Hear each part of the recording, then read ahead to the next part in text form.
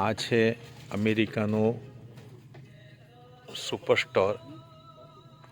અહીંયા બધી ઇન્ડિયાની વસ્તુઓ મળે છે અને એમાં મેં અહીંયા અમૂલ ઘીનો ડબ્બો જોયો. તો તમે આ ડબ્બામાં જોઈ શકશો શુદ્ધ અમૂલ ઘી લખેલું છે. પણ અહીંયા અમેરિકાના કાયદા પ્રમાણે આપણે જે ડબ્બો શુદ્ધ ઘીમાં વપરાય છે ત્યાં અહીંયા ખાસ એમણે લખવું પડ્યું છે. આ ડબ્બામાં જોઈ લો તમે, વેજીટેબલ કુકિંગ ઓઇલ.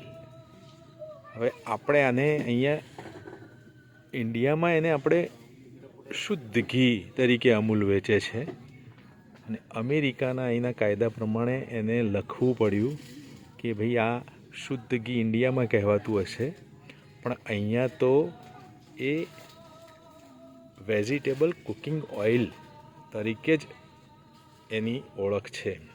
એટલે આપણે જુઓ કે ત્યાં આપણે શુદ્ધ ઘી તરીકે ખાઈએ છીએ, પણ એમાં કેટલો બધો વેજીટેબલ ઓઇલનો ભાગ હશે, ત્યારે અહીંયા આ રીતે સ્ટીકર મારવું પડ્યું છે સ્ટોર પર.